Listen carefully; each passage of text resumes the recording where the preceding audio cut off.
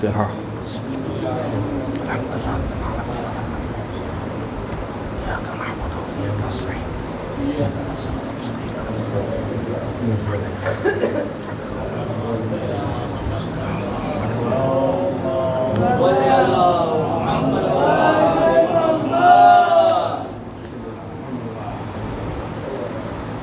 أعوذ بالله من الشيطان اللعين الرجيم بسم الله الرحمن الرحيم الحمد لله رب العالمين والعاقبة للمتقين والجنة للمؤمنين والنار للملحدين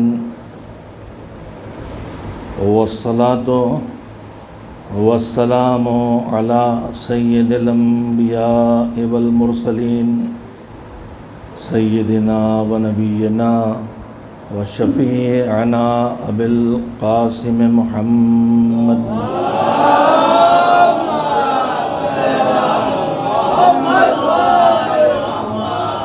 وآله الطيبين الطاهرين المعصومين المظلومين واللعنة الدائمة الباقية على أعدائهم أجمعين من الآن إلى يوم الدين أما بعد فقد قال الله سبحانه وتعالى في كتابه المبين وهو أصدق الصادقين وقوله الحق بسم الله الرحمن الرحيم ويريدون ليطفئوا نور الله بأفواههم والله متم نوره ولو كره الكافرون صلوات بھیجے محمد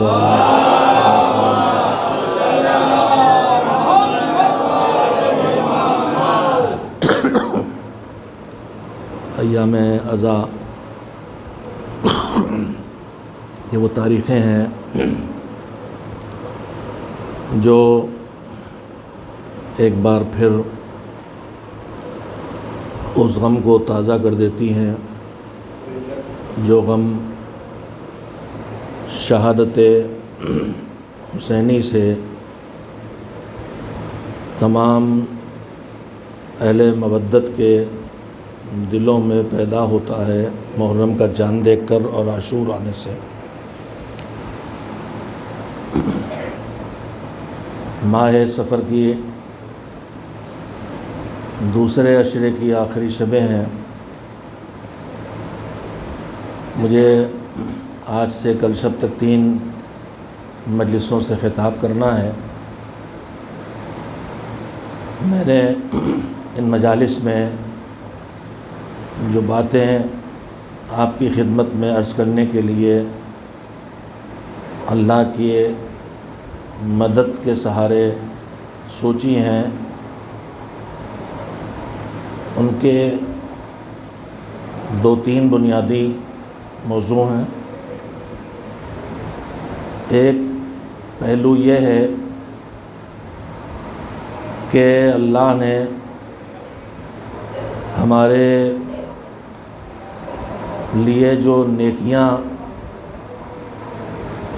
دنیا میں رکھی ہیں جنہیں ہمیں انجام دینا ہے،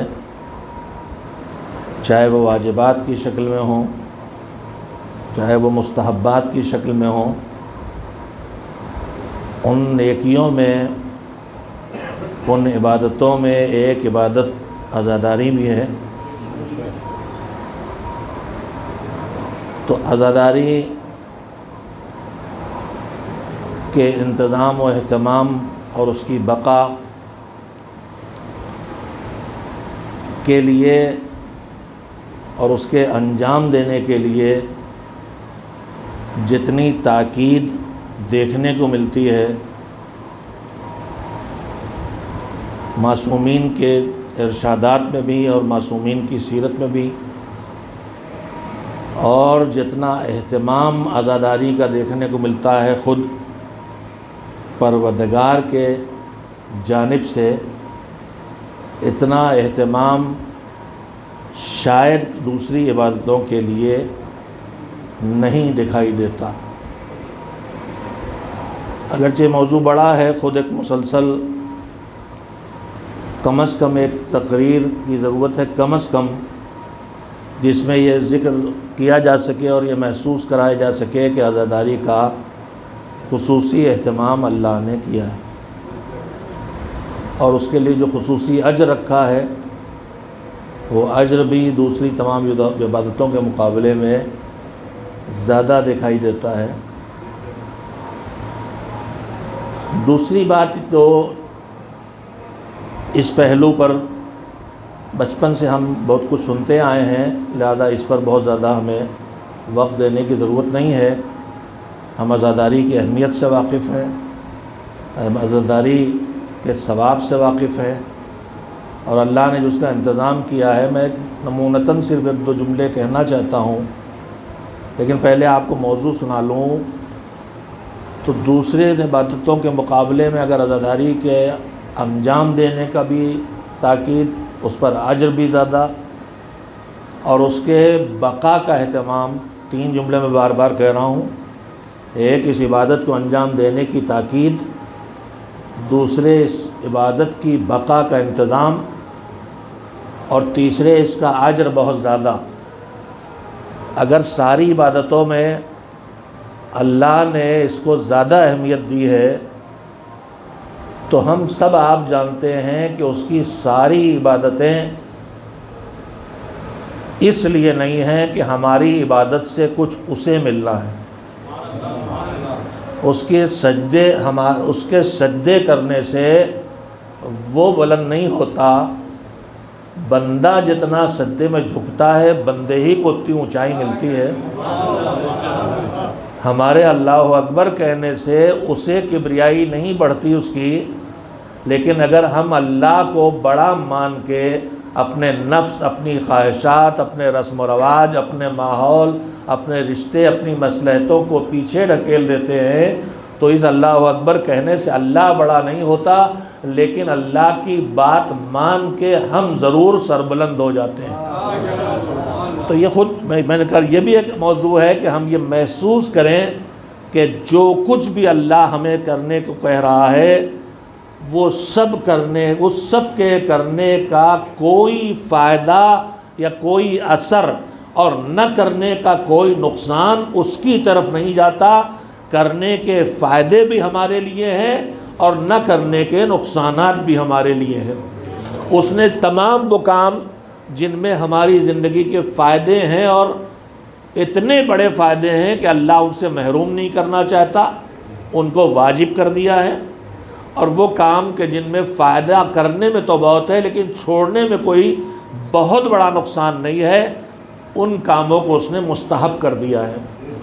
دوسری طرف وہ تمام کام جو انسان زندگی میں کرے اور اس سے اس کو کوئی بڑا نقصان پہنچے، چاہے اس کے جسم کو، چاہے اس کی روح کو، چاہے اس کی ذات کو، چاہے اس کے کنبے کو، اس کے پڑوس کو، اس کے ماحول کو، چاہے اس کی دنیا کو، چاہے اس کی آخرت کو، جب کوئی بڑا نقصان انسان کو پہنچنے والا ہوتا ہے، بالکل اسی طرح سے کہ جیسے ایک کمسن بچہ نمونیا میں آئس کریم کے نقصان کو نہیں جانتا تو کھانا چاہتا ہے، اور باپ روکتا ہے تو سوچتا ہے باپ بڑا کنجوس ہے، مگر وہی پروردگار جب ہمیں کسی حرام سے روکتا ہے تو ہمیں کبھی کبھی ایسا لگتا ہے کہ اس میں اس کا کیا کم ہو جاتا، اس لیے کہ ہمیں اس کا نقصان کا پتہ نہیں ہوتا، مگر اللہ کو اس کا پتہ ہے۔ لہذا جو باپ اپنے بیٹے پہ جتنا مہربان ہے اس سے زیادہ مہربان وہ پروردگار اپنے بندوں پہ ہے، لہذا وہ اس نقصان کو بندے تک نہیں پہنچنے دینا چاہتا، اس لیے حرام کر دیتا ہے۔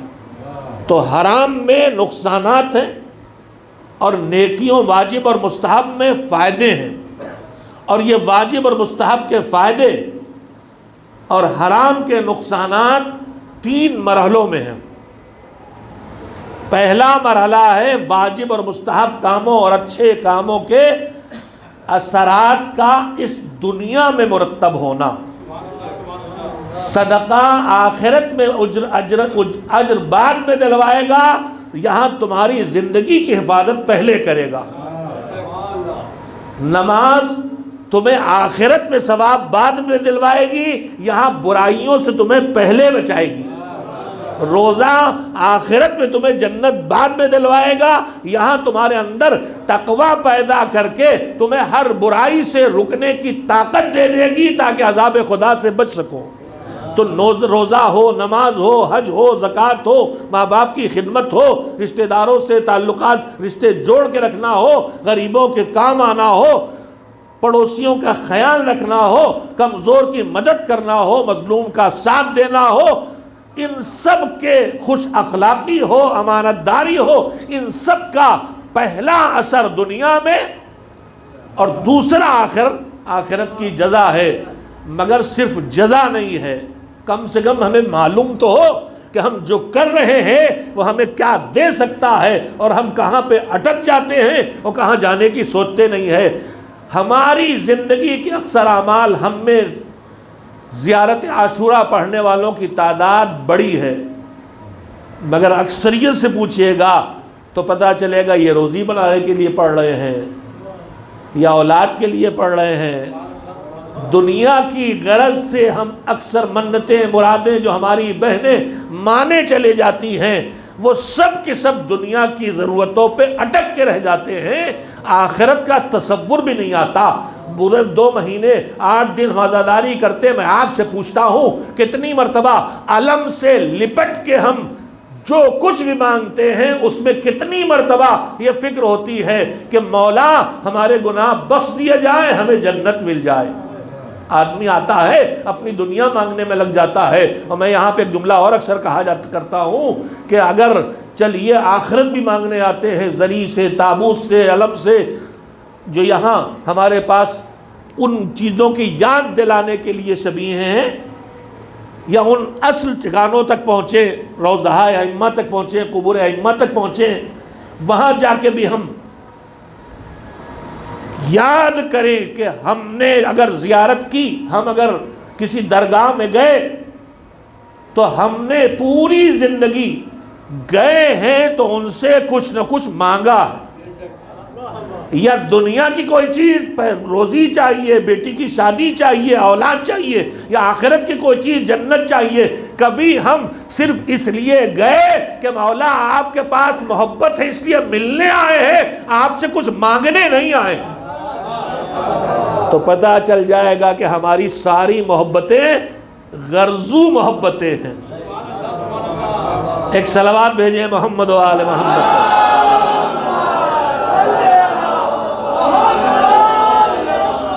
ہماری ساری محبتیں اس لیے ہیں کہ ان کے پاس سے سب جاتے ہیں تو مانگے مل جاتا ہے، نہ ملے تو کیا کریں گے تب پتہ چلے گا، اور پتہ چل جاتا ہے جب منتیں مرادیں ذرا سے پوری نہیں ہوتی تو اس کے بعد الٹے بیانات بھی شروع ہو جاتے ہیں اور دین سے دوری بھی، اور یہ آوازیں بھی آنے لگتی ہیں ارے یہ سب ایسے ہی ہے، حالانکہ جو آپ نے کیا تھا، وہ جو بتانے والوں نے بتایا تھا وہ ویسے تھے، وہ دین تھا ہی نہیں۔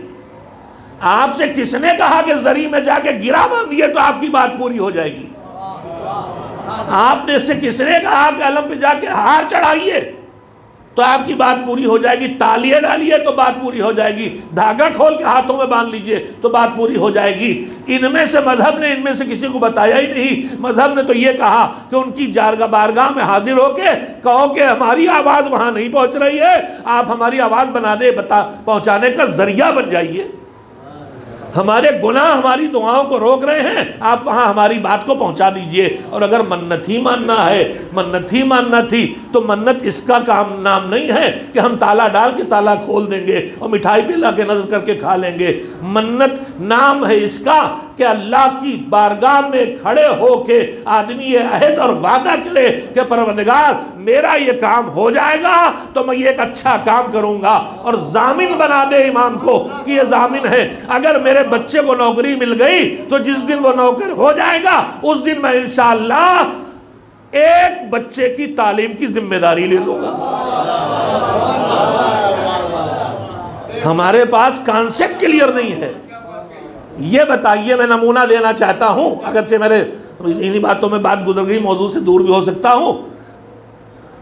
ہماری زبان میں جس چیز کو منت کہتے ہیں مذہب کی زبان میں اسی کو نظر کہتے ہیں۔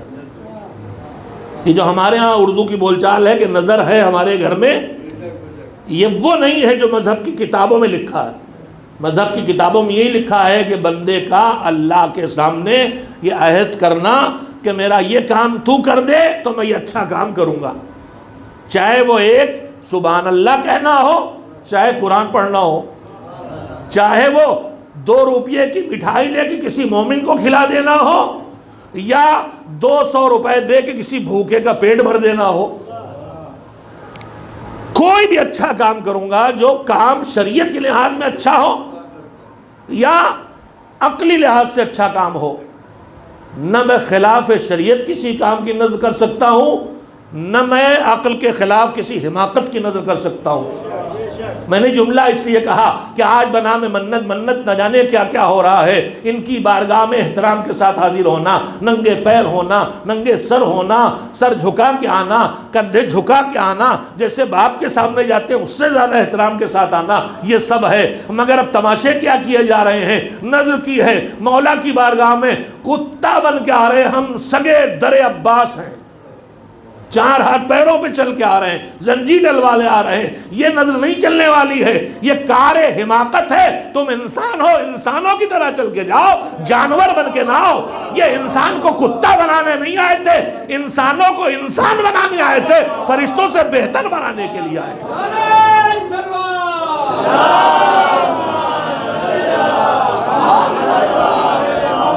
میڈیا پہ دیکھا ہوگا آپ نے، جو بڑی اصلی ٹھکانے وہیں سے ایسی حرکتیں شروع ہوتی ہیں اور اس کے بعد پھیلائی جاتی ہے اور دلیل دی جاتی ہے کہ کربلا میں یہ ہوا تو اب یہاں بھی ہوگا۔ میڈیا پہ دیکھیے کرنے والے کون ہیں؟ ہمارے پڑوسی ملک سے گئے کہاں؟ ابو الفضل العباس علیہ السلام کے روضے پر۔ تو منت یہ نہیں ہے، بات آئی ہے تو میں کہہ دوں، یہ جو ہمارے درمیان کہانیاں مانی جاتی ہیں، منت وہی ہے جسے مذہب میں نظر کہا جاتا ہے۔ اور نظر توضیح المسائل میں اٹھا کے پڑھ کے دیکھ لیجئے، 2-3 چیزیں ہیں تھوڑی سی تبدیلی کے ساتھ، ایک ہی عمل ہے اس میں، ایک ہے نظر، ایک ہے عہد۔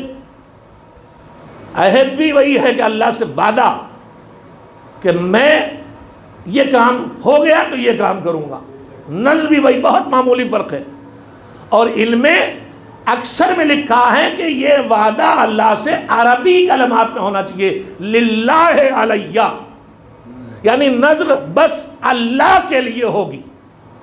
توجہ دیں، یہ جو ہم کہتے ہیں معصومین علیہ السلام کی نظر، یہ منت نہیں ہے، یہ اردو والی نظر ہے جسے ہم نذرانہ بھی کہتے ہیں۔ بارگاہ معصوم میں نظر پیش کرنا، نظر کرنا یعنی پورے احترام کے ساتھ کسی اچھے کام کو انجام دے کے اس کا ثواب معصوم کی خدمت میں پیش کرنا، سورہ کی تلاوت کر کے احترام کے ساتھ ان کی خدمت میں ہدیہ کرنا، مٹھائی مومن کو کھلا کے بنام معصوم مومن کو خوش کر کے اس کا ثواب معصوم کی خدمت میں پیش کرنا، یہ نظر بمانے نذرانہ ہے۔ نظر اصلی وہی ہے کہ اللہ سے کہے کہ میں یہ نیک کام کروں گا۔ کیا شریعت میں اس کا کوئی نمونہ ہے؟ ایک صلوات بھیجے تو میں سنا دوں۔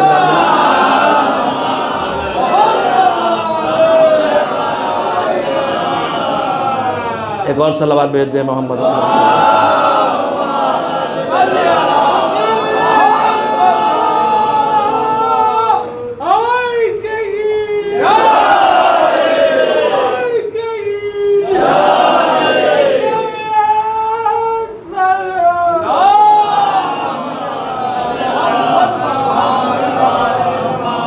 تاریخ اسلام میں قرآن نے جو حصہ بیان کیا ہے تاریخ اسلام کا، اس میں سے ایک قصہ، ایک واقعہ یہ ہے کہ ایک گھر میں 2 چھوٹے بچے ہیں، بیمار ہو گئے۔ رسول کی بیٹی کے بچے بیمار ہیں، رسول اللہ نے کہا ان کی صحت کے لیے نذر کرو، جسے ہم آپ کہتے ہیں منت مانو۔ نذر کرو کو مطلب نہیں ہے کہ مٹھائی خرید کے لاؤ اور سورہ پڑھو اور مومن کو کھلا دو۔ پیغمبر نے جب کہا، قرآن مجید میں سورہ دہر کے کلمات ہیں، تو جو بچوں کے بیماری سے شفا پانے کی نذر ہوئی وہ کیا تھی؟ جو بھی کام کیا گیا قرآن کہتا ہے مدح سرائی میں ان کے یوفون بالنذر، جو انہوں نے نذر کی وہ پوری کی. اور کیسی کوالٹی میں پوری کی؟ ایسی کوالٹی دی اس عمل کو کہ پروردگار عالم، ابھی میں عرض کر رہا تھا کار خیر پہ انسان کو کیا کیا ملتا ہے، تو پہلی چیز تو دنیا کی اچھے نتائج ملتے ہیں، اس کے بعد اللہ سے جزا ملتی ہے. لیکن جزا کے آگے ایک چیز اور ہے. جب اللہ کہتا ہے کہ اب جزا کافی نہیں ہے، نمازوں اور روزوں پہ جزا دینے والا جب شب ہجرت بستر پہ چادر تان کے سو جاتا ہے تو اللہ کہتا ہے اب اس عمل کے بدلے میں جزا کافی نہیں، اب تو میری رضا اس کا بدلہ بننے والا ہے. تو رضا پروردگار بھی اسی عمل کا نتیجہ ہے. دنیا کا اثر پہلا، اس کے بعد جزا ثواب. اچھا ثواب میں بھی کم سے کم 10، اور ذرا آگے بڑھے تو 70. کوالٹی ذرا اچھی ہوئی 70,000 70 لاکھ. اور کتنی نیکیاں ہیں کہ جہاں جزا اتنی کہ گنی نہ جا سکے. آپ نے 12 مجلسوں میں سنا ہوگا، آج پھر سن لیجئے کہ نماز جماعت میں جب ایک امام کھڑا اور ایک پیچھے ماموم، تو 1 رکعت کا ثواب 70 رکعت کے بدلے ہو جائے گا.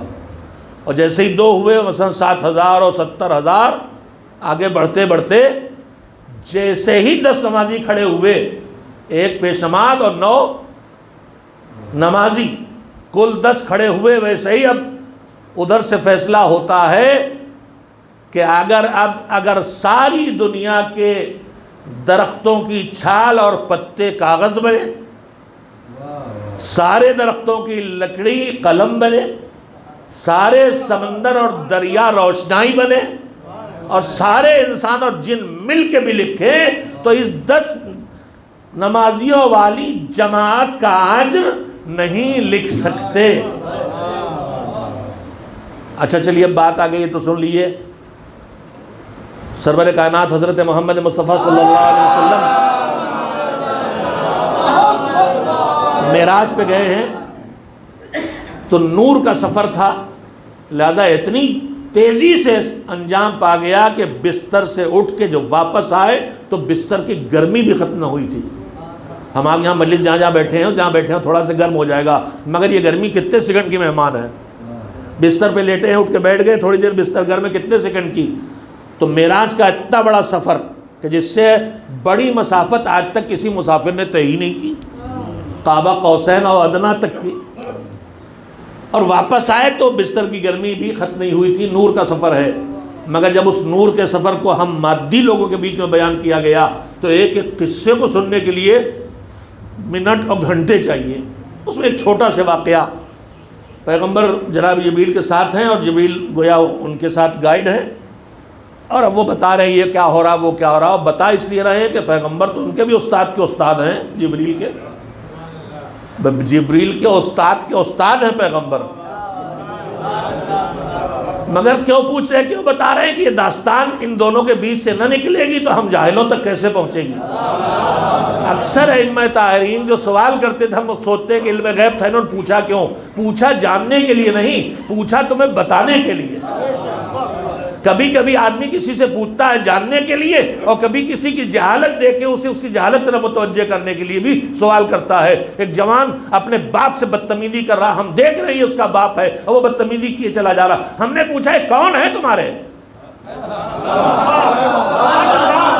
ہم نے جاننے کے لیے نہیں پوچھا، بتانے اور سمجھانے اور محسوس کرانے کے لیے پوچھا. تو معصومین کے سوالات جہالتوں کو دور کرنے کے لیے ہوتے تھے. جہالت کی بھی 2 قسمیں ہوتی ہیں. ایک جہالت جس کا پتہ ہے آدمی کو کہ میں نہیں جانتا مگر یہ تو جانتا ہے کہ نہیں جانتا، یہ خطرناک نہیں ہوتی. بیمار ہے، جانتا ہے کہ بیمار ہے تو ڈاکٹر کے پاس جائے گا، مگر جہالت وہ خطرناک ہوتی ہے جو نہیں جانتا اور یہ بھی نہیں جانتا کہ میں نہیں جانتا، جس کی آج ہمارے واٹس ایپ گروپ میں بھرمار ہے. سارے جاہل مذہب کے ٹھیکیدار اور فقیہ، آپ واٹس ایپ پہ جا کے دیکھیں، فیس بک پہ کسی مومن نے کوئی سوال کا ڈالا اس سے پہلے کہ اس گروپ کا کوئی عالم بولے، 20 جاہل آ کے علم غلم جواب دینا شروع کرنے. اس لیے بیچارے یہ بھی نہیں جانتے کہ یہ نہیں جانتے. سنگل جہالت کا دور کرنا ممکن ہے، بیمار ہے اور پتہ ہے کہ مجھے بیماری ہے تو علاج کرا لے گا، اور بیمار ہے اور پتہ بھی نہیں کہ بیماری تو اس کا علاج ہونے والا نہیں ہے۔ یہ ڈبل جہالت والے کبھی سدھارے نہیں جا سکتے، اس لیے کہ انہیں اقرا خیر۔ تو پیغمبر نے کہا دیکھا کہ ایک فرشتہ بیٹھا ہے۔ اب وہ اس وقت کی زبان سے اس وقت کے لوگوں کو سمجھانے کے لیے، آج کیلکولیٹر اور کمپیوٹر کا دور نہیں ہے، بیٹھا ہے اور اس کے 1000 ہاتھ ہیں اور ہر ہاتھ میں 1000 پنجے، اور 1000 پنجوں میں 1000 انگلیاں، اور 1000 انگلیوں میں 1000 پور، اور وہ کر کے آرہا گن رہا ہے بس۔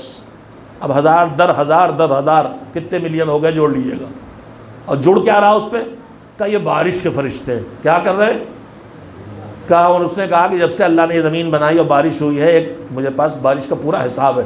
کہا اچھا اتنا بڑا حساب؟ کہا اتنا بڑا ہی نہیں، بہت باریک ہے، میں بتا سکتا ہوں کہ جس دن سے زمین خلقت ہوئی ہے خشکی پہ کتنے قطرے گرے، دریاؤں میں کتنے گرے، جنگلوں میں کتنے گرے، کھیتوں میں کتنے گرے، ویرانوں میں کتنے قطرے گرے، آبادیوں میں کتنے گرے، سب کا جواب میں سب کا حساب رکھ سکتا ہوں اتنا بڑا ہو کے، مگر ایک حساب میں بھی نہیں رکھ پاتا۔ تو حضور نے کہا وہ کیا ہے؟ کہا جب آپ کے چاہنے والے مل کے آپ پر صلوات بھیجتے ہیں تو اس کے اجر کا حساب میں نہیں کرتا۔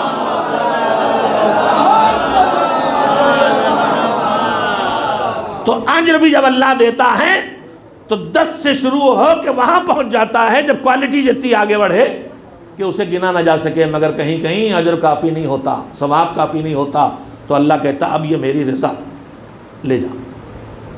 مگر اعمال کی دنیا میں مجھے دہر میں سورہ دہر کے علاوہ کہیں دیکھنے کو نہیں ملتا۔ یہ بتائیے کہ پوری زندگی ہم نعمتیں ادھر سے پاتے ہیں تو ہم شکریہ ادا کرتے ہیں، اس کا شکر کرتے ہیں، ہم اس کے لیے شکر گزار ہوتے ہیں، اور وہ شکریہ کا حقدار ہوتا ہے۔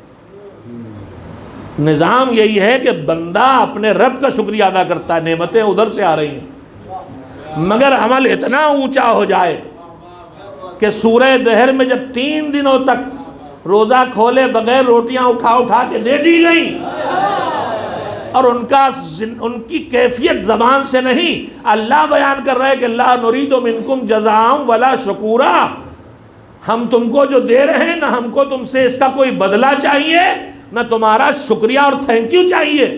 تو جب ایسا بے لوث عمل ہوا کہ جس کے لیے دے رہے ہیں اس سے کچھ نہیں چاہیے، تو اللہ پھر کہتا ہے کہ اب یہ تمہارا عمل وہاں پہنچ گیا کہ یہاں خالی جزا کافی نہیں ہے، جنت کی نعمتیں کافی نہیں ہے، اللہ کی رضا کافی نہیں ہے، کہتا ہے وَكَانَ سَعْيُكُمْ مَشْكُورًا، تم نے جو یہ کوشش کی ہے یہ اتنی اونچی ہے کہ جس کی کائنات شکر ادا کرے وہ رب تمہارے اس کوشش کا شکر ادا کر رہا ہے، شکر گزار ہو رہا ہے۔ تو یہ اونچا عمل کیا تھا؟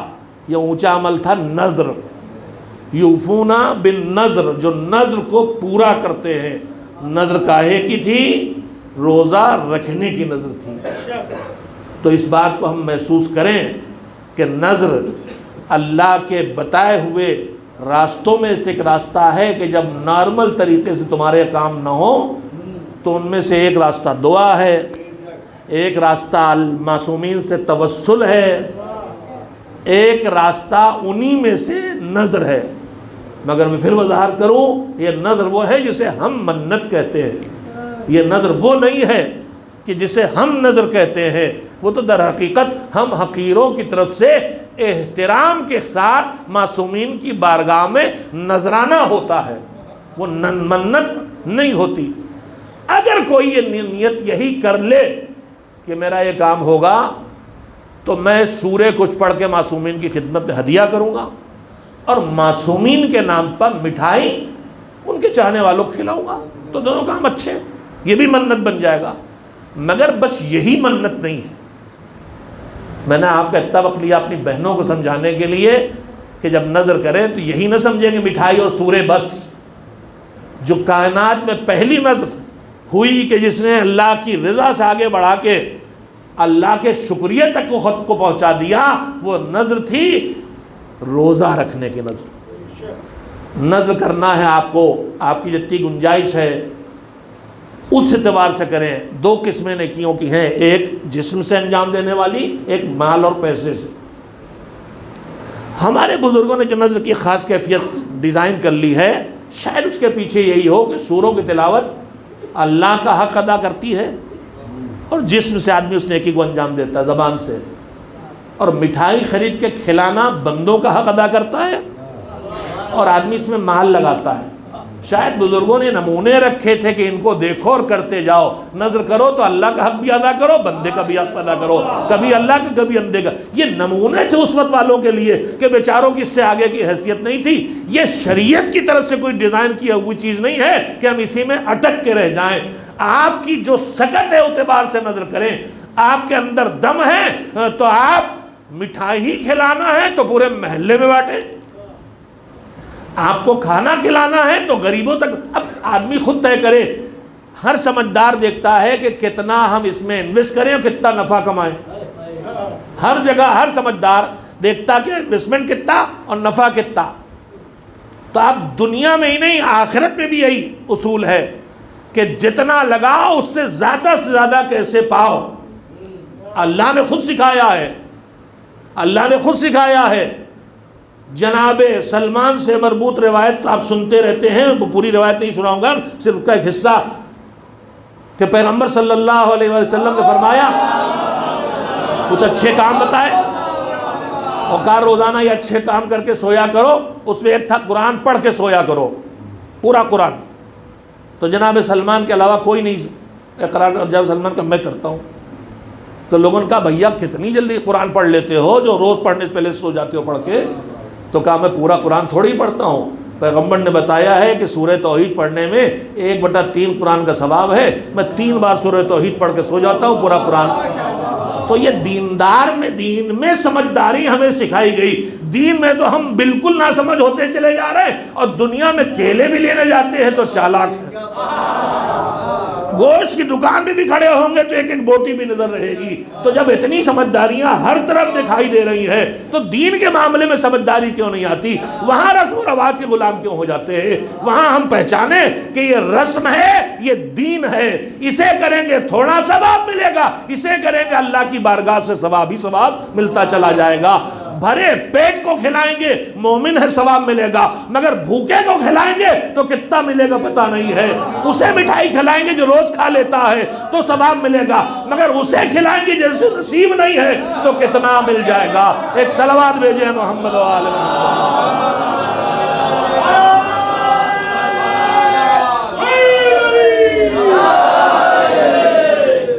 شعور کی ضرورت ہے، سمجھداری۔ مذہب سب سے زیادہ سمجھداری چاہتا ہے، ورنہ ناسمجھی سے کیے ہوئے مذہب کے کام الٹے پڑ سکتے ہیں۔ اب آئی یہ بات تو میں اسی کو تھوڑا سے ذہنوں تک بتا لوں، کام کی ضرورت ہے، ہمارے مذہب کی ضرورت ہے۔ اور جو یہ مجلسیں ہو رہی ہیں ایام اعزاں میں، تو حسین جب مدینے سے نکلے تھے تو بتا کے نکلے تھے میں جا کیوں رہا ہوں، مجھے کرنا کیا ہے؟ تو یہی کہا تھا انما خرجت لطلب الاصلاح فی امت جدی، میں نکلا ہوں اپنے نانا کی امت کا بگاڑ ٹھیک کر رہے ہیں۔ تو بگاڑ کاہے میں آئے گا؟ نانا کی امت دین پہ آئی ہے، دین کا بگاڑ۔ دین کا بگاڑ آئے گا یا عقیدے بگڑیں گے، یا اعمال بگڑیں گے، یا اخلاق بگڑے گا۔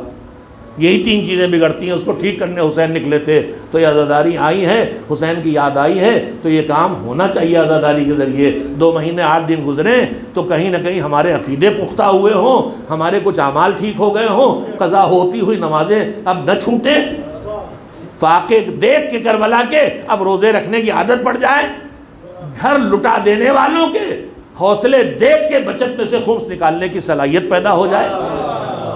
یہ ساری چیزیں سر زینب سے چادر چھینی تو کتنا بے چین تھیں، ان کی بے چینی ہمیں سکھائے کہ ہماری بہنوں اور بیٹیوں کے سروں سے چادریں نہ ہٹنے پائیں، تاکہ زمانے کا امام ہمیں دیکھ کے بے چین نہ ہو۔ تو یہ سیکھنے اور سکھانے کی جگہ ہے، لہذا میں نے یہ تذکرے آئے ہیں تو میں کر دینا چاہتا ہوں۔ میرے عزیزو، سلیقے کی کمی سے کبھی نیکی کرنے کی نیت سے ہم کچھ کریں تو بجائے نیکی کے وہ مصیبت بن سکتا ہے، وہ برائی بن سکتا ہے، وہ ثواب کے بجائے گناہ لا سکتا ہے اگر دینی شعور اور دینی سمجھداری نہیں ہے، جو ہمارے درمیان بہت کم ہے۔ اور میں نے سوچا تھا کہ جن موضوعات پہ میں نے آپ کو فہرستی گنانا شروع کی تھی، ابھی پہلی بات یہ تھی کہ عزاداری کو اتنی اہمیت دی گئی تو کیوں؟ دوسری بات یہ تھی کہ جو اہمیت دی گئی ہے تو کیوں اس کی وجہ سمجھے تو پھر دیکھیں کہ اس وقت حالات دنیا ہم سے کس طرح دشمنی کر رہے ہیں اور دشمن کن کن چالوں کے ذریعے ہمیں تباہ کر رہا ہے۔ عصر حاضر میں دشمن ہمارے لیے پیدا ہونے والے خطرات، یہ مجھے آپ کی خدمت میں کل شب تک بہرحال انشاءاللہ عرض کر دینا ہے۔ لیکن اب اس وقت بات آئی ہے کام کی بات، میں نے شروع کہاں سے کیا؟ شروع یہ کیا کہ اللہ نے ہر عمل خیر میں دنیا کا اثر رکھا، آخرت کی جزا رکھی۔ آخرت کی جزا سے اوپر ایک چیز رکھی ہے، وہ کیا ہے؟ وہ ہے اس کی رضا۔ سورہ برات میں اللہ کہتا ہے وعد اللہ المؤمنین والمؤمنات جنات تجری من تحتها الانہار خالدین فیہا ومساکن طیبۃ فی جنات عدن ورضوان من اللہ اکبر ذالک هو الفوز العظیم۔ اللہ کا وعدہ ہے ہر مومن مرد سے، ہر مومنہ عورت سے کہ اگر تم ایمان بچا کے اس دنیا سے چلے گئے، ایمان کے ساتھ اٹھے، ایمان کے ساتھ جینا اور ہے، ایمان بچا کے دنیا سے جانا اور ہے۔ سارا پاور اور ساری طاقت شیطان اس وقت لگاتا ہے جب دنیا سے جانے لگے، اور جو گناہوں کی عادت دنیا میں پڑی تھی انہی میں سے کسی گناہ کے ذریعے ایمان چھین لیتا ہے۔ اگر اولاد کی بیجا محبت میں شکار تھے تو وہیں سوتے دنیا سے جاتے جاتے آدمی اللہ سے بگڑ جاتا ہے، تو رحمان ہے اور یہ تڑپتے ہوئے لاوارث بچے میں چھوڑ کے جا رہا ہوں، گیا ایمان۔ اسی لیے ایمان آخر وقت تک بچا رہے، اس کی دعائیں بھی بتائی گئی ہیں اور اس کے اعمال بھی بتائے گئے ہیں۔ تو ایمان بچا کے جاؤ تو کیا ہوگا؟ جنت ملے گی۔ کن کو ملے گی؟ مردوں کو بھی ملے گی، مومنہ عورتوں کو بھی ملے گی۔ جنت میں بھی اونچے مکانات ملیں گے، جنت اپنی خوبیوں کے ساتھ ملے گی۔ اس کے بعد اللہ کہتا ہے وَرِضْوَانٌ مِّنَ اللَّهِ اکبر۔ دیکھو تم تو دنیا کے اعمال، زیارت عاشوراء اس لیے، سورہ واقعہ روزی کے لیے، دعائے مسلول صحت کے لیے، جناب سیدہ کہانی بٹیا کے رشتے کے لیے، یہی سب ہے نا۔ البتہ وہ جناب سیدہ کی کہانی نہیں ہے، وہ جناب سیدہ کا معجزہ ہے، وہ سیرت سیدہ ہے، اعجاز سیدہ۔ کہانی کہہ دیں اسے کمزور کر دیتے ہیں، اور جو کہانی کہہ دیا، کہانی اردو میں کہتے تھے جھوٹی چیز کو، نتیجہ یہ ہوا کہ اب چٹپٹ بی بی تک کی بن گئی۔ اگر سیدہ کی حقیقت سمجھی جاتی اور معجزہ اس کے لیے استعمال ہوتا تو چٹپٹ بی بی کا معجزہ نہ ڈالا جاتا، کہانی تو کسی کی بھی ڈالی جا سکتی ہے۔ خیر، تو یہ اللہ نے جو نیکیاں ہمیں دی ہیں، دنیا کے اثر ایک، آخرت کی جزا دو، اور آخرت کی جزا سے بھی زیادہ آگے بڑھے تو اللہ کہتا ہے وَرِضْوَانٌ مِّنَ اللَّهِ اکبر۔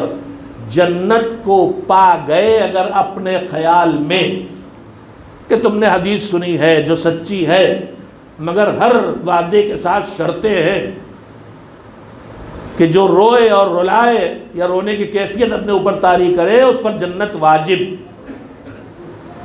اب جو رونے سے جنت واجب ہو گئی تو نماز کا کیا کام، روزے کا کیا کام؟ نتیجے نکلنے لگے۔ تو پھر یہاں تک بھی آنے کی ضرورت ہے۔ رسول اللہ نے کہا تھا، جناب حضرت امام علی رضا علیہ السلام نے جو حدیث سنائی ہے، جو رسول اللہ سے گزرتی ہوئی اللہ تک پہنچتی ہے، کہ اللہ کہتا ہے کہ کلمۃ لا الہ الا اللہ حصنی فمن دخل حصنی امن من عذابی۔ اللہ کا کلمہ لا الہ الا اللہ کا اللہ کا قلعہ ہے، اور جو اس قلعے میں داخل ہوا وہ میرے عذاب سے بچ گیا۔ تو میں تو خالی لا الہ الا اللہ کہہ کے بچ گیا عذاب سے۔ اب مجھے آگے کچھ بھی کرنے کی ضرورت نہیں، محمد رسول اللہ بھی نہیں کہنا مجھے، تو لا الہ الا اللہ کہہ کے بچ گیا۔ تو امام جانتے تھے ایسی حماقت کی باتیں سوچیں گے یہ، لہذا وہیں جب چلے تھے تو کہہ کے آگے بڑھے، اور پھر ایک مرتبہ محمل سے سر نکال کے کہا تھا لیکن بشروطہا۔ آپ نے دیکھا ہوگا اکثر یہ خیر بےمانی کے لیے کرتے ہیں کہ بڑے بڑے نام لکھے نیچے باریک سے لکھ دیتے ہیں شرطیں لاگو، تو یہ چھپا کے لکھتے ہیں تاکہ آپ دھوکے میں آ جائیں، وہاں چھپایا نہیں گیا ہے۔ کہا کلمۃ حصنی ہمارا اللہ کا قلعہ ہے، اور جو اس قلعے میں داخل ہوا امن من عذابی، عذاب سے نجات پا جائے گا۔ مگر ذرا آگے بڑھ کے امام نے کہا لیکن بشروطہا، لیکن اس کی کچھ شرطیں ہیں، وہ انا من شروطہا، اور ایک شرط میں بھی ہوں، اس لیے کہ جن سے وہ کہہ رہے تھے وہ تھے جو ان کو بھی نہیں مانتے تھے۔ تو ہر جزا کی کچھ پانے کی شرطیں بھی ہیں، کچھ نہیں تو اتنی شرط تو ماننا پڑے گی کہ اللہ قبول کرے۔ میں کتنا ہی کار خیر کر لوں، اس پہ جو بھی اللہ کا وعدہ ہے تبھی تو ملے گا جب وہ قبول کر لے۔ اتنا تو ہو کہ قبول کر لے، اتنا تو ہو کہ قبول کر لے، تو اس کے لیے پہلی شرط یہ ہے کہ جیسے بتایا ویسے کرو، منمانی ایجادیں نہیں۔ دوسری شرط یہ ہے کہ نیت خلوص ہو، ریاکاری اور دکھاوا اور نام کا چکر نہ ہو، نہ پہلے نہ درمیان عمل نہ بعد عمل۔ اور تیسری شرط یہ ہے کہ قرآن کہتا ہے انما یتقبل اللہ من المتقین، اللہ قبول کرتا ہے تو صرف ان سے جن میں تقوی ہو، یعنی جو پابند دین ہو، یعنی واجب بھی انجام دے حرام بھی نہ کریں۔ رونے سے جنت واجب ہوگی، مگر یہ رونا عبادت بن کے اللہ کی بارگاہ میں تب قبول ہوگا جب تم تقوی کی شرط پوری کرو گے۔ اور تقوی نام ہے واجبات کے انجام دینے کا، حرام سے بچنے کا، اور واجبات میں سر فہرست نماز پروردگار ہے، لہذا عزاداری پہ اجر لینا ہے تو پہلے نماز کو قبول کروانا پڑے گا، تب عزاداری کا جو تک پہنچو گے۔ ایک صلوات بھیجیں محمد و آل محمد علیہ السلام۔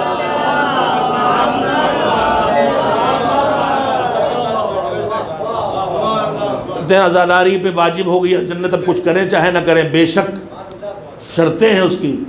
عزاداری بھی جب قبول ہونے لائق ہو، اور قبول ہونے کی شرط آپ بڑے مخلص، اس میں کوئی شبہ نہیں ہے، بڑے خلوص سے آپ ماتم کر رہے ہیں، بڑے خلوص سے آپ نوائے پڑھ رہے ہیں، خلوص سے رو رہے ہیں، سب کچھ خلوص سے کر رہے ہیں، کوئی ریاکاری نہیں ہے، لیکن بھائی انما لیتقبل اللہ، یہ انما جو ہے یہ گھیرے بناتا ہے۔ وہ گھیرا، وہ دائرہ کہ جس کو اندر رہنا چاہیے وہ باہر نہ نکلنے پائے، اور جس کو باہر رہنا چاہیے وہ اندر نہ آنے پائے۔ قسم آئے تطہیر کی، قسم آئے ولایت کی، ہر جگہ انما کا پہرا لگا ہے۔ جو پاک ہیں کوئی باہر نہ رہیں گے، اور جو نہیں ہیں وہ اس کے اندر نہ آئیں گے۔ جو ہیں ولی وہی اس ولایت کے اندر داخل ہوں گے، جو نہیں اس کے اندر نہ آنے پائیں گے، چاہے کتنی بڑی حکومت پہ قبضہ کر لے۔ تو یہ نمک گھیرے بناتا ہے۔ تو اللہ کہہ رہا بس اور بس اور صرف اور ہندی میں کیول، یتقبل اللہ، اللہ قبول کرے گا کس سے؟ من المتقین، ان سے جو متقی ہوں۔ اور متقی کون؟ جو اللہ وہ کام نہ کرے جس سے اللہ کا عذاب آئے، اللہ کے عذاب سے خود کو بچائے۔ تو اللہ کا عذاب کاہے سے آتا ہے؟ اللہ کا عذاب کاہے سے آتا ہے؟ سنت مستحب چھوڑنے سے، مکروہ کرنے سے۔ اللہ کا عذاب دو ہی چیزوں سے آتا ہے، یا واجب چھوڑنے سے یا حرام کرنے سے۔ تو واجبات انجام دیتے رہو، حرام سے بچتے رہو، پھر نیکیاں کرتے جاؤ، قبول ہوتی جائیں گی۔ پہلی بات یہ۔ اور دوسری بات کہ تم کہتے ہم دعائے زہرا ہیں، ہم خالی عزاداری کے لیے پیدا ہوئے ہیں، عبادت کے لیے دوسرے ہیں، جنرل پبلک ہے، ہم خالی عزاداری کے لیے ہیں۔ تو میرے عزیز، کیا آپ کی نگاہ میں عزاداری عبادت نہیں ہے؟ نہیں، آپ نے توجہ نہیں دی۔ اللہ نے سب کو عبادت کے لیے پیدا کیا ہے، آپ کہتے ہیں میں عزاداری کے لیے، تو کیا عزاداری عبادت نہیں ہے؟ اور پھر دوسری بات سنیے، آپ صرف عزاداری کے لیے، انشاءاللہ اس پہ بھی کل کی مجلسوں میں بات ہو جائے گی، یہ غلط فہمیاں جو جوانوں کے دماغوں میں بٹھا دی گئی ہیں۔ لیکن اس وقت ایک بات اور کہنا چاہتا ہوں، بے شک جنت ملے گی، سب کاموں سے جنت ملنا، اور میں پوچھنا چاہتا ہوں وہ نیکی ڈھونڈ کے لاؤ جس کی جزا میں اللہ نے جنت سے کم کچھ رکھا ہو۔ کوئی نیکی مجھے بتا دو جس میں جنت سے نیچے کچھ ہو، لیکن کوئی بھی نیکی ہو اعمال خیر میں۔ اب آئیے سنیے رسول اکرم حضرت محمد مصطفیٰ صلی اللہ علیہ وسلم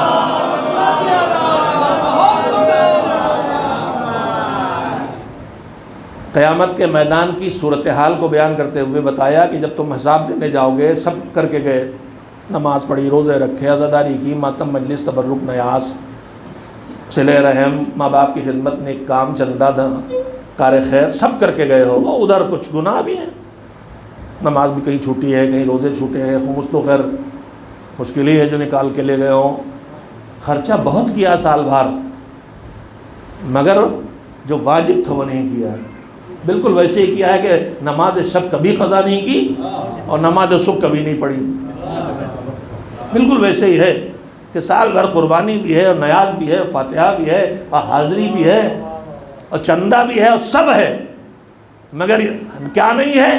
خمس نہیں ہے۔ تو ایسے ہی ہے کہ اذان بھی ہے اور اقامت بھی ہے اور قنوت بھی ہے اور سب ہے، مگر نماز نہیں ہے۔ وہ ایسے ہی ہے کہ جیسے زیارت بھی ہے اور عمرہ بھی ہے اور سب ہے، مگر حج نہیں ہے۔ حالانکہ جس نیکی میں بڑھو، پہلے جو واجب ہے اسے کرو، تب مستحب کی باری آتی ہے، مگر ہم نے یہ سوچنا ہی چھوڑ دیا ہے۔ ہم نے دیکھا کہ اس میں ثواب زیادہ، ہم نے کہا آج سے نماز شب پڑھے کہ بس صبح کون اٹھے 2 رکعت، رات کو نماز شب پڑھ کے سوئے کہ بہت ثواب ہے۔ تو چلے گی یہ بات؟ نہیں چلے گی، نہیں چلے گی۔ خیر، تو بعد میں بات نکل رہی تھی، تو میدان قیامت میں جب حساب کے لیے جائیں گے تو اعمال خیر لے کے گئے مالک کی حضور، تو اب سبھی کچھ ہے اس میں، نیکیاں 10-20-50 طرح کی تو ہیں ہی ہیں کم سے کم۔ تو اب ہوگا نا کہ بھائی اس میں سب سے پہلے کس کا حساب ہوگا؟ تو حضور کا ارشاد ہے، عالم اسلام میں سارے مسلمان مانتے ہیں کہ جو سب سے پہلا سوال کیا جائے گا تمام اعمال خیر میں جو ڈیوٹی لگائی گئی تھی، تو اس میں سب سے پہلا سوال کس چیز سے ہوگا؟ نماز سے ہوگا۔ جو کچھ بھی کر کے گئے ہو، خوب مجلسیں، ماتم، جلوس، عزاداری، نظر نیاز، فاتحہ، زیارت، صدقہ، خیرات، قربانی، حج، عمرہ، زکوٰۃ، خمس، جہاد، سب کر کے گئے ہو، مگر اللہ کہے گا سب سے پہلے دکھاؤ نماز پڑھی کہ نہیں۔ اب پڑھ کے آئے ہو خالی اتنا کافی نہیں، سب سے پہلا سوال ہوگا نماز کا، اور نماز ان قبلت قبل ما سواہا وان ردت رد ما سواہا، ایسی پڑھ کے آئے ہو کہ یہ قبول ہو تو باقی اعمال بھی قبول ہوں گے، اور نماز ٹھکرا دی گئی تو باقی اعمال بھی ٹھکرا دیے جائیں گے۔ تو میرے عزیزوں، جو پڑھ کے گیا وہ بھی خطرے میں پڑا ہے، آپ جو بغیر پڑھے گئے ہیں آپ کی کاپی خالی ہے، آپ دکھائیں گے کیا؟ آپ تو حساب سے پہلے ہی ریجیکٹ ہو گئے، نماز لائے نہیں، تمہارا حساب ہونا ہی نہیں، کلوزڈ۔ اور کلوز تو پھر کہاں جانا ہے؟ تو میرے عزیزوں، میں کوئی بات اپنی طرف سے نہیں پڑھ رہا، یا آیتیں پڑھتا ہوں یا روایتیں، اور روایتیں بھی وہ روایتیں جو معتبر روایتیں ہیں، گڑھی روایتیں اپنی بات ثابت کرنے کے لیے نہیں پڑھتا، جو بنی امیہ اور بنی عباس کے دور میں عقیدوں کو بگاڑنے کے لیے گڑھی گئی تھی، یا اہل بیت کے اہانت کے لیے گڑھی گئی تھی، یا اہل بیت سے محبت کرنے والوں کو توحید سے دور کرنے کے لیے، غلو کے لیے گڑھی گئی تھی کہ انہیں خدا بنایا گیا تھا، رازق بنایا گیا تھا، رب بنایا گیا تھا۔ نہ میں ان آیتوں کو پڑھتا ہوں، اللہ نے 2 رکھے آیتیں، محکمات اور متشابہات، ایک وہ جو سب کی سمجھ میں آ جائے، ایک جس میں الجھنے ہوں، تو جو سب کی سمجھ میں آ جائے وہ ہمارے جیسوں کے لیے ہے، اور جو متشابہات ہے کہا ان کو خالی اولو العلم جانتے ہیں، تو میں اولو العلم کے حوالے کر دیتا ہوں۔ میں ممبروں پر وہ متشابہ آیتیں لا کے نہ اپنا عقیدہ خراب کرتا ہوں، نہ اپنے قوم کے بچوں کو بہکانے کی کوشش کرتا ہوں، انہیں کنارے رکھ دیتا ہوں۔ یہ توحید سے ٹکرا رہی ہے تو یہ ہم جو سمجھ رہے ہیں غلط ہے، یہ آیت توحید سے نہیں ٹکرا سکتی، یہ کسی کو نہ رازق بنا سکتی ہے نہ کسی کو رب بنا سکتی ہے۔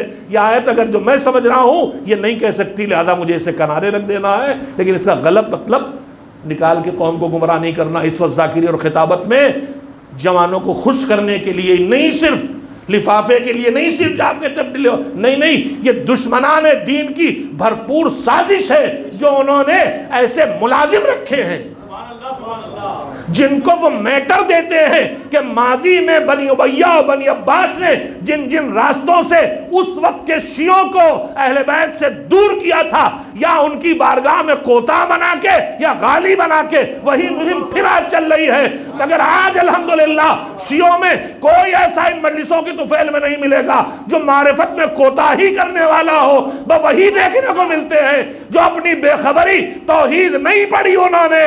لہذا نتیجہ یہ ہے کہ بنام ولایت توحید ان سے چھینی جا رہی ہے۔ ایک صلوات بھیجے محمد و آل محمد علیہ السلام۔ بس میں نے بہت باتیں کہہ لی، بہت وقت لے لیا، بات کو یہ ختم کرتا ہوں۔ میں نے آج جو کہا اس کو سمیٹ کے عرض کر دوں کہ اللہ نے عزاداری کا خصوصی اہتمام کیا ہے، سنتے آتے ہیں اس کا اجر زیادہ، ابھی میں نے روایتیں پڑھی اس کا ثواب زیادہ، اور مگر جب اللہ خصوصی اہتمام کرے تو پھر اس کا مطلب اس کا کوئی خصوصی ہدف بھی ہے، اور اللہ نے ہر کار خیر میں اثرات رکھے ہیں، نماز روزہ جتنے اچھے کام ہیں، تو عزاداری کے بھی کچھ اثرات ہوں گے جس کی وجہ سے اللہ نے اس کا اہتمام کیا، جو کل انشاءاللہ، اس لیے کہ پھر ہم دیکھیں جیسے کہ نماز کا اثر کیا ہے، تنہا عن الفحشاء والمنکر، نماز برائیوں سے روکتی، چاہے کھلم کھلا برائی ہو چاہے چھپی برائیاں ہوں، دونوں سے روکنے کا پاور دیتی ہے۔ امام سے پوچھا گیا کہ مولا نماز زندگی بھر سے پڑھتے چلے آ رہے ہیں، پتہ کیسے چلے کہ قبول ہوئی کہ نہیں؟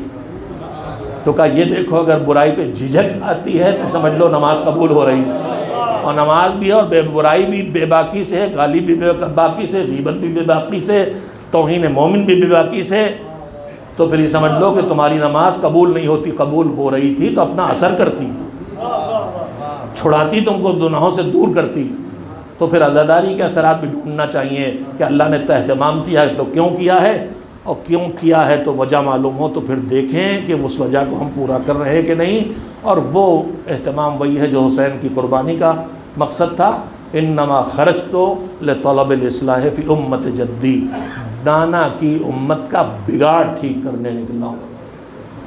تو محرم سے پہلے ہم اپنا جائزہ لے لیں، اپنا بگاڑ ڈھونڈ لیں، اپنے معاشرے کا بگاڑ ڈھونڈ لیں، سوسائٹی کا بگاڑ دیکھ لیں، اور عزاداری کر کے گزریں، تو پھر حساب لگائیں کہ کہیں ہمارا بگاڑ کم ہوا کہ نہیں، اور اگر بگاڑ اور بڑھا ہے، جلوسوں میں جھگڑے بڑھے، مجلسوں میں جھگڑے بڑھے، ایک دوسرے پہ الزام و توہین اور تعلقات کاٹنا اور دوریاں اختیار کرنا اور جھگڑے کر کے بیٹھ رہنا محرم میں گھٹنا چاہیے نہ کہ بڑھنا چاہیے۔ خدا نہ کرے اگر یہ کچھ بڑھ رہا ہے، اگر ایسے نمازیں قضا ہوتی تھی تو محرم کے بعد وہ قضا نہ ہو، اب تک خمس نہیں نکالا تھا تب نکلے، اب تک جھوٹے وعدے کرتے تھے، لوگوں کو دھوکہ دیتے تھے، عباس کا علم اٹھایا ہے تو وعدے خلافی چھوٹ جائے، اگر یہ ہو رہا ہے تو یہ قبلہ ہے، قبول ہے، اور اگر یہ نہیں ہو رہا تفصیل کل انشاءاللہ۔ اور کچھ نہ سوچیں تو کم سے کم یہ سوچیں کہ حسین نے اتنی بڑی قربانی، انسان جو پاتا ہے سب قربان کیا، تو بے مقصد تھا کیا؟ خالی اس لیے کہ ہم جان دے دیں تاکہ لوگ ہم پہ روئیں، جو بتایا جاتا ہے؟ یہ تو ہمارے جیسے چھوٹے آدمی بھی اتنی چھوٹی نیت نہیں کریں گے کہ ہم لاؤ مر جائیں تاکہ ایسا ہم پہ روئیں، آپ کے رو کے ہمیں کیا ملے گا؟ دوسری وجہ بتائی جاتی ہے ظلم ہے کربلا پر، ظلم ہے مقصد حسینی پر، کہ وہ شہید ہوئے تاکہ ہمارے گناہ بخشوا دیں۔ میں آپ سے ایک سوال کرنا چاہتا ہوں، مذاہب تک آیا ہوں مگر ایک بات بہت قیمتی کہنا چاہتا ہوں۔ یہ جو نظریہ ہے کہ ہمارے گناہ بخشوانے کے لیے روئے، ہمارے گناہ ان کی وجہ سے بخش گئے، یہ وہی نظریہ جو عیسائیوں نے جناب عیسیٰ کی قربانی ان کے خیال میں جو انہوں نے ان کو مار ڈالا، تو اس لیے عیسیٰ شہید مر گئے ان کے خیال میں، اسلام تو انہیں زندہ مانتا ہے، کہتے ہیں اس لیے کہ ہمارے گناہ بخشوا دیں۔ تو میں آپ سے پوچھنا چاہتا ہوں کہ رسول یا نبی یا امام کی حیات کا مقصد کیا ہے؟ اس دنیا میں وہ کیوں آتے ہیں؟ نیکیاں پھیلانے یا برائیاں پھیلانے؟ بہت نفسیاتی بات کر رہا ہوں۔ اور آخری بات اس کا مسائل، نبی امام رسول دنیا میں آئے تو کیوں آئے؟ نیکیاں پھیلانے یا برائیاں پھیلانے؟ برائیاں پھیلانے نا؟ نہیں، نیکیاں پھیلانے، برائیوں سے روکنے۔ تو برائیوں سے روکنا ہے تو برائیوں کرنے کی ہمت ٹوٹنا چاہیے کہ بڑھنا چاہیے؟ برائی کی ہمت ٹوٹنا چاہیے، نیکی کی ہمت بڑھنا چاہیے۔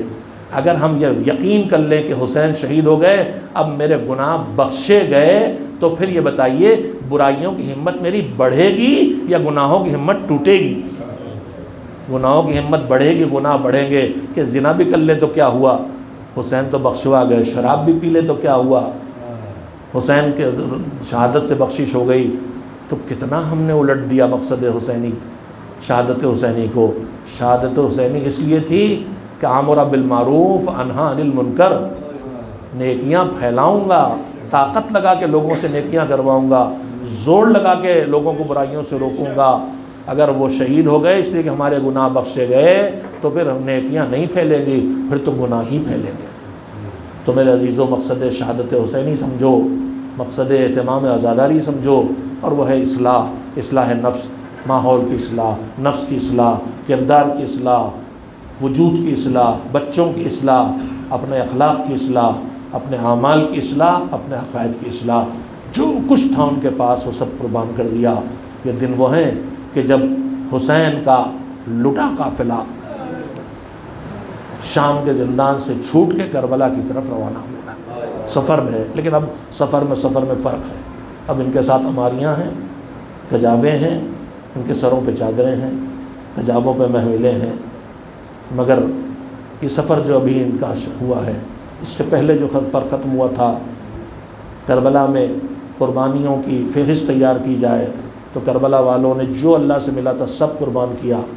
جان پائی تھی تو سوکھے گلوں پہ خنجر چلے، مال ملا تھا تو سروں سے چادریں چھینی، کانوں سے گوشوارے چھینے، اگر اولاد ملی تھی تو اپنے ہاتھوں سے سجا کے بھیجا شہادت کے لیے، اور اس سب سے بڑھ کے انہیں عزت و وقار معاشرے میں ملا تھا تو اس عزت وقار کی قربانی بھی دے دی۔ 10 محرم کو جب خیمے جلے، بیویاں سہم سہم کے خیموں سے نکلتی تھی، ایک خیمے سے نکل کے دوسرے خیمے میں، وہ خیمہ جلا تو بیویاں چاروں طرف بھیڑ ہے، لٹیرے ہیں، چادریں چھن رہی ہیں، ایک دوسرے سے سمٹ کے اپنے بدن کو چھپا رہی ہیں درندوں کی نگاہوں سے، یہاں تک کہ سب سر چادر کی بیویاں جن کے سائے پہ کبھی نگاہ نہیں پڑی، روایات کہتی ہیں رات میں مدینے جیسے شہر میں بھی بنت فاطمہ جب نکلتی تھی تو رات کے سناٹے میں، اور چاروں طرف بنی ہاشم کا پہرا ہوتا تھا، چادر میں ڈوب کے بھی جاتی تھی سالم میں، اور وہی زینب بیمار بھتیجے کے بازو ہلا کے کہہ رہی بیٹا تیرا باپ مارا گیا، خیمے جل گئے، ہمارے سروں سے چادریں چھن گئی، ننگے سر ہیں، بتا ہم جل کے مر جائیں یا ہمیں ننگے سر خیموں سے نکلنا ہوگا۔ زینب کا یہ جملہ کہہ رہا ہے ان کے لیے جل کے مر جانا آسان ہے مگر ننگے سر خیموں سے نکلنا بڑا دشوار۔ امام وقت نے آواز دی پھوپھی اماں یہ قربانی تو دینا پڑے گی۔ زینب کو حکم امام ملا، دل پہ پتھر رکھا، بیبیوں اٹھو، بیبیوں نکلو، خیموں سے نکلو، بیبیوں کو جلدی کرنا، خیموں سے نکالا۔ ایک ننھی سے بچی زمین پہ بیٹھی ہے، سکینہ اٹھ چل خیمے سے باہر نکل۔ کہا بوبی اماں کیسے نکلوں، میرے سر پہ چادر نہیں ہے۔ کہا بیٹا اپنی بوبی کو دیکھ۔ کربلا سے کوفے اور کوفے سے شام تک اگر کچھ مانگا زینب نے تو چادر مانگی۔ سب سے بڑی اذیت یہی تھی، چاہے وہ کوفے کا بازار ہو اور چاہے اس کے بعد شام کا درب بازار ہو، اس اذیت کو اٹھاتی ہوئی پہنچ گئی کفر یزید پہ، روک دیا گیا قافلہ۔ کیوں؟ آئینے لگ جائیں تاکہ ہر طرف جو نگاہ اٹھے بی بی کے تو اپنے بے حجاب سراپا کو دیکھے، مجبور ہو، اذیت ہو، تماشائیوں کی بھیڑ لگ گئی، آئینے لگ گئے، سج گئے، تخت پہ دور یزید بیٹھا ہے۔ اب بلائی گئی زینب، کوئی ظالم نکلا، چلو زینب دربار آستہ ہو گیا۔ زینب نے سنا، مڑی، کہا ہم نے بہت ذلتیں اٹھائیں، ہم کربلا سے بغیر چادر کے چلے آئے، ہم کوفے سے گزر گئے، ہم ابن زیاد کے دربار میں بغیر چادر کے گئے۔ فقرہ سنیے گا، میں نے بھی کبھی اس طرح نہیں سوچا تھا، فقرہ سنیے۔ میں نے کسی بزرگ عالم کے لیے پڑھا کہ وہ مجلس میں بیٹھے تھے، ان کے گھر میں مجلس تھی، عربی میں مجلس ہو رہی تھی۔ ایک مرتبہ ذاکر نے کہا دخلت زینب ابن زیاد، زینب ابن زیاد کے دربار میں داخل ہوئی، یہ کہہ کے اگلا جملہ کہنا چاہتے تھے تو عالم نے کہا رک جا پہلے مجھے اس مصیبت پہ تو رو لینے دے۔ ارے علی کی بیٹی زینب ہے، دربار ابن زیاد میں ننگے سے لے جائی جا رہی، اس سے بڑی مصیبت کیا، مجھے اس پہ تو رو لینے دو۔ مگر ہم کہہ کے گزر جاتے ہیں۔ اسی زینب کی ماں نے گھر کے اندر سے خالی کہا تھا بال بکھرا دوں گی، تو دیواریں اٹھ گئی تھی مسجد النبی کی، وہی زینب ہے، چادر مانگ رہی ہے، کوئی چادر دینے والا نہیں، نگاہیں اٹھی ہوئی ہے۔ حسین نے دیکھا اپنی بہن کی بے بسی کو، میری بہن کہاں سے چادر لائے، چادر ہوتی تو مجھے کفن دے کے آئی ہوتی، پھر کیا کرے۔ ایک مرتبہ لوگ کے نیزہ سے بھیا نے تلاوت قرآن شروع کر دی تاکہ بیویوں کی طرف اٹھی ہوئی نگاہیں اس سر کی طرف گھوم جائیں. میری بہن ہاتھ کٹے ہیں، کف میں تمہیں چادر کہاں سے لا کے دوں، میرے تن پہ تو لباس بھی نہیں رہ گیا. مگر بیوی بہن میری ظالموں کی نگاہیں تم سے ہٹا دوں گا. یہ سب برداشت کرتی ہوئی زینب آ گئی. کہا چلو دربار بھر گیا، دربار چلو. کہا اب نہ جائیں. قسم ذلتیں برداشت کی. کربلا سے کوفے، کوفے سے شام، دربار ابن زیاد، بازار شام. اب نہ جائیں ننگے سر. ظالم نیزہ لے کے چلا چلو ورنہ تادیاں مار مار کے لے جائیں گے. سارے راستے یہ مصیبت اٹھاتی رہی تھی، اپنے لیے نہیں. کربلا میں جب تادیانے لگائے جا رہے تھے تو کبھی زینب کلثوم پہ تادیانہ اٹھا، زینب سامنے آ گئی. رباب پہ تادیانہ اٹھا، زینب سامنے آ گئی. سکینہ پہ تادیانہ اٹھا، زینب سامنے آ گئی. عصر عاشور ایک مرتبہ بھیا کے نیشے میں جب شب غریبہ پہنچی تھی تو یہ فریاد بھی کی تھی، بھیا اگر یہ کھلا میدان نہ ہوتا تو میں دکھاتی کہ تم نے جو امانتیں میرے حوالے کی تھی کہ بچانے میں پورا بدن میرا نیلگوں ہو گیا ہے تادیانوں سے. نیلگو بدل لے کے کربلا سے شام تک آ گئی. کہا نہ جائیں گے. ہمارے بھیا کو مار ڈالا، ہمارے عباس کے بادو کاٹے، ہمارے اکبر کا لیجن پرچی ماری، ایک بچہ بچا ہے اسے بھی قیدی بنایا. تم ہمیں کمزور سمجھتے، ہم کمزور نہیں ہیں. نہ جائیں گے. بڑی رباب آؤ، سکینہ آؤ، ام کلثوم آؤ، میں بددعا کروں تم آمین کہو، یہ تباہ ہو جائیں. یہ وہی زینب ہے جس کی ماں نے کہا تھا علی کو چھوڑو ورنہ بال بکھرا دوں گی. بکھیرے نہیں تھے. یہاں تو زینب کے بال بکھرے ہیں، چہرے پہ خاک ہے، سر پہ دھول ہے، بازوؤں میں رسن ہے اور ہاتھ زخمی ہے، بدن زخمی ہے. یہ کمزور وجود اللہ کی بارگاہ میں اب بھی سرخ رو ہے کہ نماز شب بھی قضا نہیں کی ہے. بددعا کے لیے ہاتھ اٹھے تھے کہ زنجیروں کے کھنکنے کی آواز آئی. مڑ گئی امام بت کچھ کہہ رہا ہے، مڑی تو کیا سنا، بھیا بھیا کی یادگار کہہ رہا ہے. پھوپھی اماں بڑے امتحان دے ڈالے، ایک امتحان اور دے دیجئے. بددعا نہ کیجئے، ننگے سر دربار میں چلیے. دین بچانا ہے، بابا کا پیغام پہنچانا ہے.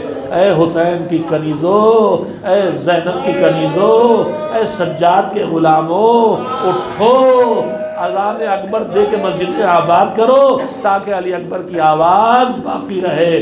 سروں پہ حجاب ڈال کے زندگی بسر کرو تاکہ زینب کی قربانی کام آ جائے.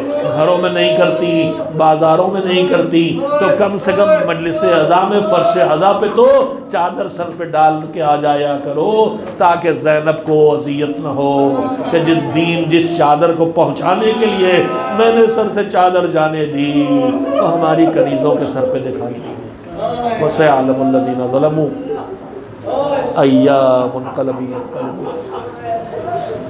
الا لعنت اللہ علی القوم الظالمین.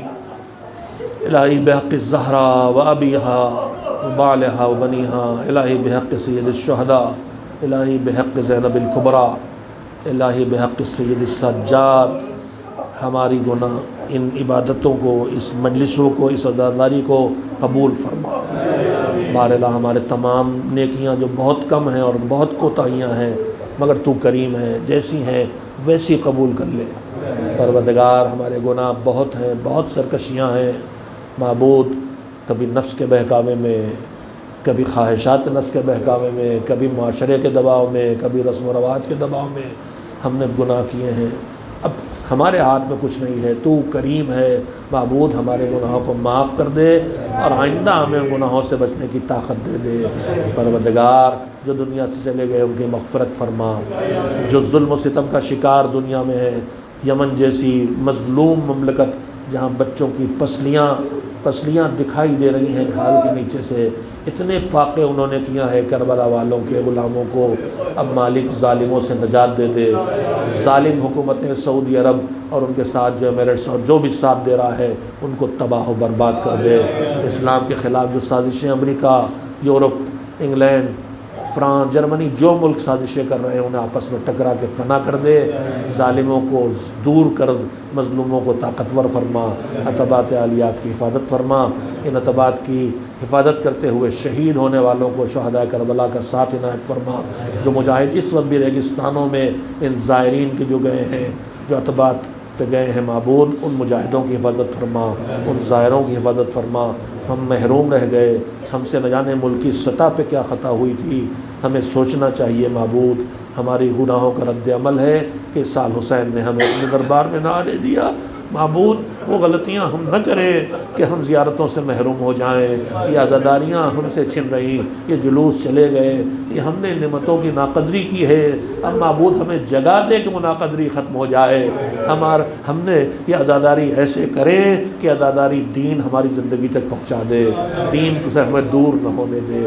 زمانے کا امام حسین کا وارث، ان کے خون کا انتقام لینے کا منتظر، تیرے حکم کا منتظر ہے، انہیں اس حکم ظہور عنایت فرما اور ہمیں کم سے کم اس لائق بنا دے کہ ان کی خدمت میں حاضر ہو سکیں اور ان کی اوامر کی اطاعت کر سکیں۔ اور معبود ہم تو یہ چاہتے ہیں کہ ان کی نگاہوں کے سامنے عالم یقین پہ